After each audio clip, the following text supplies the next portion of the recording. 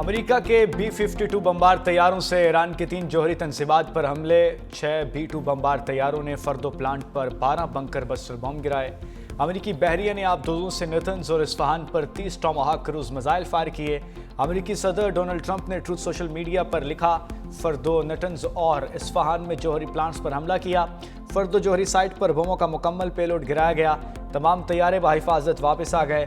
دنیا میں کوئی اور فوج ایسا نہیں کر سکتی۔ عظیم امریکی مسلح افواج کو مبارک ہو۔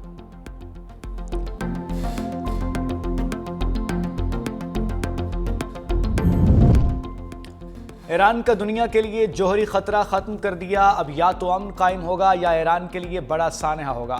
ایران پر حملے کے بعد صدر ٹرمپ نے اپنے خطاب میں کہا، ایران کو اب ہر صورت امن کا آپشن چننا ہوگا۔ اگر ایسا نہ کیا تو مستقبل میں مزید حملے کیے جائیں گے جو اس سے زیادہ بڑے اور آسان ہوں گے۔ اسرائیلی وزیر اعظم نیتن یاہو کو مبارکباد دیتے ہوئے امریکی صدر نے کہا، ہم نے ایک ٹیم کی طرح کام کیا اور اسرائیل کے لیے بدترین خطرے کو مٹا دیا۔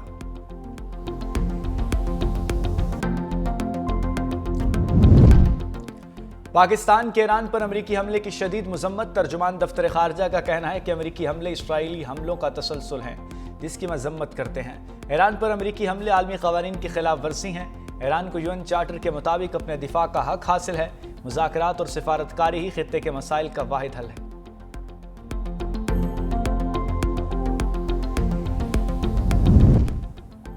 جوہری تنصیبات پر حملے کے بعد ایران کا پلٹ کر وار۔ اسرائیل اور دارالحکومت تل ابیب سمیت مختلف شہروں پر بڑا حملہ۔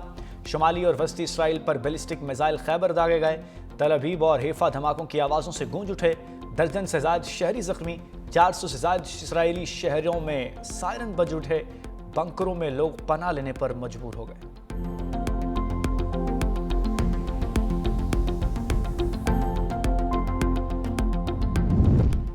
ایران نے امریکہ کے خلاف بھی جنگ کا طبل بجا دیا۔ ایران کا آبنائے ہرمز بند کرنے، خطے میں امریکی اثاثوں کو نشانہ بنانے کا اعلان۔ سپریم لیڈر آیت اللہ خامنائی نے کہا ہے کہ امریکہ تھوڑا انتظار کرے، حملوں کی سزا بھگتے گا۔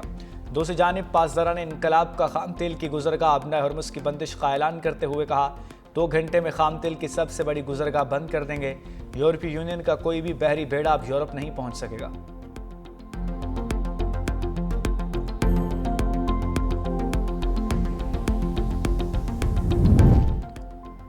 اقوام متحدہ کے سیکرٹری جنرل انطونیو گوترس کا ایران پر حملے پر اظہار تشویش۔ امریکہ کی جانب سے طاقت کا استعمال عالمی امن کے لیے خطرہ قرار دے دیا۔ کہا، امریکی اقدام سے تنازع تیزی سے قابو سے باہر ہو سکتا ہے۔ امریکی حملے کے عام شہریوں، مشرق وسطیٰ اور پوری دنیا کے لیے تباہ کن نتائج نکل سکتے ہیں۔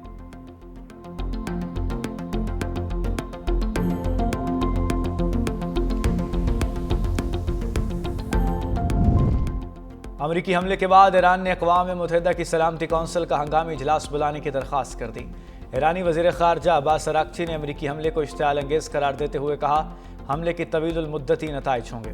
امید ہے عالمی برادری جائز حقوق کے حصول میں حمایت کرے گی۔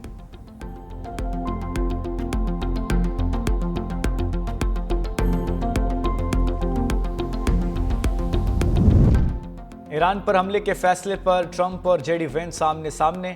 امریکی میڈیا نے انکشاف کیا کہ حملے سے قبل امریکہ اور اسرائیل کے اعلیٰ ترین حکام میں ناخوشگوار ٹیلی فون کال ہوئی۔ اسرائیلی حکام نے ایرانی جوہری تنصیبات پر حملے کے لیے انتظار کرنے سے انکار کیا۔ فردو نیوکلیئر پلانٹ پر اکیلے ہی حملہ کرنے کی ضد۔ امریکی نائب صدر JD وینس کا کہنا ہے کہ امریکہ کو اس جنگ کا حصہ نہیں ہونا چاہیے۔ اسرائیل ہمیں جنگ میں گھسیٹ رہا ہے۔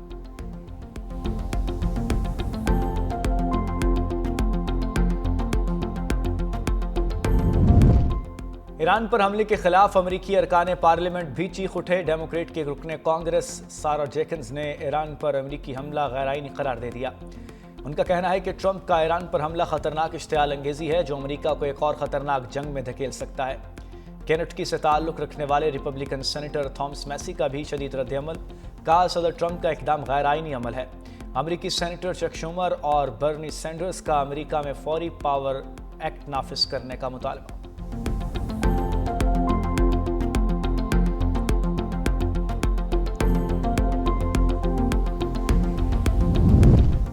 سعودی عرب، قطر اور عمان کے بھی ایران پر امریکی حملے کی مذمت۔ سعودی عرب کا امریکہ کی جانب سے ایران کی جوہری تنصیبات پر حملوں پر تشویش کا اظہار۔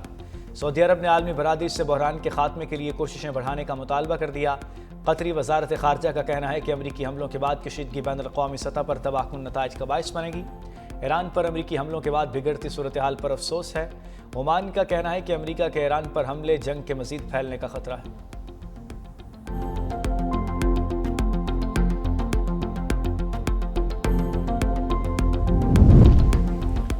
برطانوی وزیر اعظم کیئر سٹارمر نے ایران پر امریکی حملے کی حمایت کر دی۔ برطانوی وزیر اعظم نے امریکی حملے کی مذمت کی بجائے ایران سے مذاکرات کی میز پر واپس آنے کا مطالبہ کر دیا۔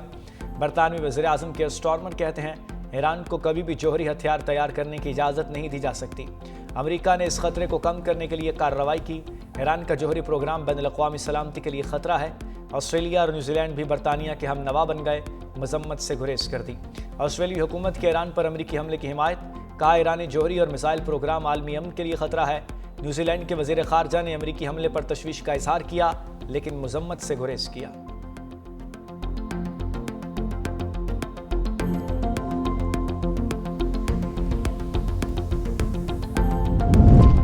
ایران نے موساد کے 9 جاسوس گرفتار کر لیے۔ اسرائیلی انٹیلیجنس کے لیے جاسوسی کے جرم میں ایک شخص کو پھانسی دے دی گئی۔ بش شہر میں 9 افراد کو موساد سے رابطوں اور ملک دشمن سرگرمیوں میں ملوث ہونے پر گرفتار کیا گیا۔ بش شہر کے سیکیورٹی چیف حیدر سوسانی نے گرفتاریوں کی تصدیق کر دی۔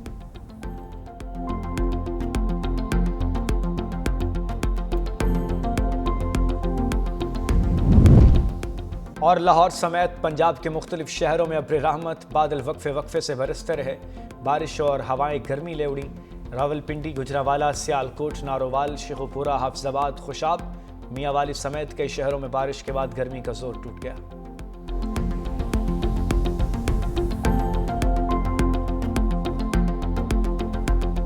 اسرائیلی جارحیت کی وجہ سے عالمی امن کو خطرہ ہے۔ نائب وزیر اعظم اسحاق ڈار کا اویسی اجلاس سے خطاب، کہا پاکستان ایران پر اسرائیلی حملے کی شدید مذمت کرتا ہے۔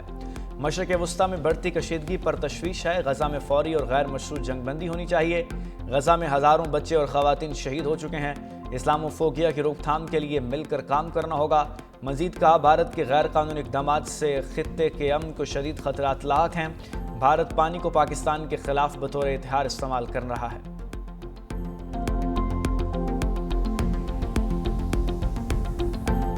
ہٹلر نیتن یاہو خطے کو تباہی کی طرف دھکیلنا چاہتا ہے۔ ترک صدر نے اسرائیل کو امن میں بڑی رکاوٹ قرار دے دیا۔ اردوان کا مسلم امہ کے درمیان اتحاد پر زور۔ اوائسی اجلاس سے خطاب میں کہا، اسرائیل نے یمن، لیبیا اور شام کے بعد ایران پر حملہ کیا۔ اسرائیل کے ہاتھ مسلمانوں کے خون سے رنگے ہیں۔ صہیونی ریاست پورے خطے میں اپنا تسلط چاہتی ہے۔ یہ وقت ہے اختلافات کو ختم کر کے ایک ہو جائیں۔ عالمی برادری اسرائیلی جارحیت رکوانے کے لیے کردار ادا کرے۔